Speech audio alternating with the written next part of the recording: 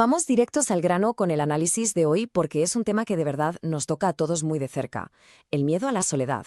¿Por qué la soledad se siente a veces como un abandono total? ¿Y cómo podemos darle la vuelta a esto? Imaginemos esta situación. Hay una paradoja psicológica tremenda aquí. Hay personas que le tienen tantísimo miedo a estar solas que prefieren quedarse en lugares donde, seamos sinceros, ya no son felices. Aguantan conversaciones vacías, mantienen relaciones súper desgastadas y sostienen vínculos donde tienen que fingir constantemente una versión aceptable de sí mismos.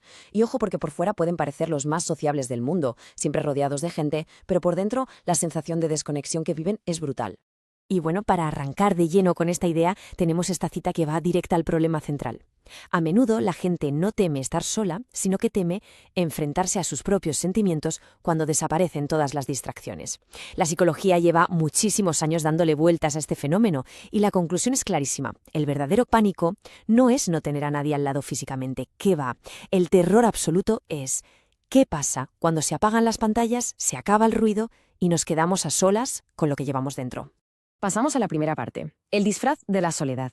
¿Cómo se manifiesta en realidad? Lo curioso de todo esto es que el miedo a la soledad casi nunca tiene la pinta de alguien completamente aislado en su casa. Para nada. A veces se disfraza de una necesidad tremenda de estar siempre acompañado. O de esa ansiedad que te come por dentro cuando alguien tarda 2 minutos de más en responder un mensaje. También se nota en esa incomodidad casi física cuando hay un silencio prolongado en la habitación. O en esa urgencia un tanto desesperada por sentir que eres vital y necesario para alguien, como si eso fuera una especie de seguro contra el abandono. Y esto nos lleva a la segunda parte, el origen en la infancia, rastreando las raíces del apego. John Bowlby, que es el gran padre de la teoría del apego, nos dejó una idea fundamental. Él explicó que cuando un niño aprende que el afecto es impredecible, estar solo se asocia automáticamente con el abandono, el rechazo o el dolor. Y es que nuestra forma de conectar hoy nace justo ahí, en esos primeros años. Si creces sintiendo que el cariño que te dan es inestable o que tienes que ganártelo cumpliendo condiciones, desarrollas una especie de radar emocional, una vigilancia constante. La mente de ese niño hace clic y aprende una lección durísima. Quedarse solo significa que te han dejado de querer. Pensemos en el contraste tan brutal que esto genera en la vida adulta. Para algunas personas, el silencio es un estado neutro, simplemente un rato de paz. Pero para ese adulto que creció con un apego inestable, el silencio nunca jamás es solo silencio. No es calma. Se procesa literalmente como una amenaza peligrosa, como una luz roja parpadeando que te está gritando que algo va mal, que el vínculo se acaba de romper y que el dolor es inminente. Al percibir ese silencio como un peligro, surge una necesidad imperiosa de escapar de uno mismo. Y aquí empieza un efecto dominó que mucha gente no sabe explicar. Fijaos en estos patrones en cascada. Paso 1. Empiezas por tolerar relaciones súper dañinas con tal de no estar sin compañía.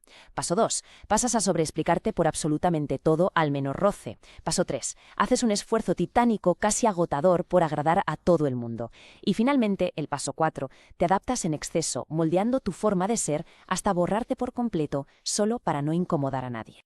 Avanzamos a la tercera parte, la trampa de la aceptación. Perderse a uno mismo para complacer a otros. Toda esa cascada de comportamientos nos lleva de cabeza a un concepto brillante del psicólogo Carl Rogers, la aceptación condicionada. ¿Qué significa esto en la práctica? Pues es básicamente aprender a desconectar de tus verdaderos sentimientos y actuar de una forma súper específica simplemente para no perder el cariño de los demás. Es como ir poniéndote una máscara tras otra.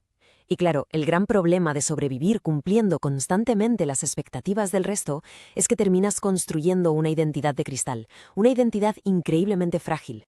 Porque llega un punto de desconexión tan grande que ya no sabes ni quién eres cuando dejas de intentar agradar. Y es que quienes más temen a la soledad a menudo han pasado años y años intentando encajar en lugares o relaciones donde nunca se les permitió ser auténticos. Y esa es la verdadera tragedia. Han estado acompañados, sí, rodeados de gente, pero profundamente solos en su interior, porque la persona que los demás veían no era real. Entramos en la cuarta parte, sensibilidad y agotamiento emocional, el costo oculto de la superficialidad. Toda esta dinámica golpea muchísimo más fuerte a las personas con una vida emocional intensa o altamente sensibles. La psicóloga Elaine Aron lo explica a la perfección.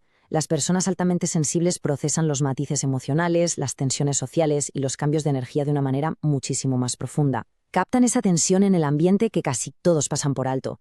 Y a ver, esto puede ser una fortaleza maravillosa totalmente, pero vivir intentando encajar en ambientes que son puramente superficiales o emocionalmente fríos consume unas cantidades de energía mental que son descomunales. Así que nos encontramos de frente con esta enorme contradicción, que además se sufre en silencio.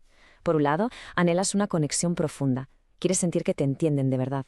Pero por otro lado, las interacciones vacías y superficiales te dejan completamente sin batería. Quieres sentirte comprendido, pero casi nunca encuentras un espacio seguro donde poder quitarte la armadura. Así que poco a poco empiezas a aislarte. No porque odies el contacto humano, ¿qué va?, sino porque ya no soportas más la sensación de estar emocionalmente fuera de lugar. Y claro, cuando pasa esto, la cabeza te juega malas pasadas y empiezas a pensar que el problema eres tú, que hay algo defectuoso en ti. Pero el punto clave aquí es entender esto. No es incapacidad social, es saturación emocional, pura y dura. No se te ha olvidado cómo relacionarte, es que tu cuerpo y tu mente te están pidiendo a gritos una pausa, un respiro del tremendo desgaste que supone tener que fingir para encajar. Vamos a nuestro quinto y último bloque. La soledad como verdadera libertad. Redefiniendo el significado de la paz. Llegados a este punto, necesitamos cambiar de perspectiva por completo. El psiquiatra Donald Winnicott aportó una idea que es una genialidad y que cambia las reglas del juego. Él afirmaba que la madurez emocional es precisamente la capacidad de estar solo sin sentirse abandonado. Esta idea es fundamental porque rompe esa asociación automática entre no tener a nadie alrededor y el dolor inmenso del rechazo. Nos cambia de arriba abajo la forma en la que entendemos el hecho de estar con nosotros mismos. Porque normalmente arrastramos la vieja idea de que estar solo es sentirse desconectado. Pero la gran revelación aquí es que estar solo significa dejar de traicionarse para ser aceptado. Pensemos en que hay muchísima gente pasando la vida entera en medio de multitudes y sintiéndose increíblemente sola porque el pánico al juicio ajeno jamás les ha dejado ser vulnerables. Por eso, estar solo por elección, de forma consciente, es en el fondo el acto revolucionario de dejar de fingir. Ahora bien, el camino tiene trampa. Cuando empiezas a elegir esa autenticidad y a poner límites, te asaltan sentimientos que no te esperabas para nada. Para alguien que ha crecido acostumbrado al caos emocional, la paz interior al principio se parece muchísimo a la soledad. Y eso da vértigo. Por eso es tan normal sentir una inmensa culpa al establecer un límite. Te sientes egoísta por alejarte de personas que te agotan e incluso te llegas a plantear si te estás volviendo una persona fría o distante, simplemente por elegir tu propia tranquilidad. Pero hay que grabarse esta premisa porque lo cambia todo. Proteger tu estabilidad emocional no es un rechazo hacia los demás. Alejarte de dinámicas vacías no es ser hostil. Es pura y simplemente un profundo respeto hacia ti mismo. La realidad es que no todos nacimos para encajar como piezas de puzzle en interacciones superficiales.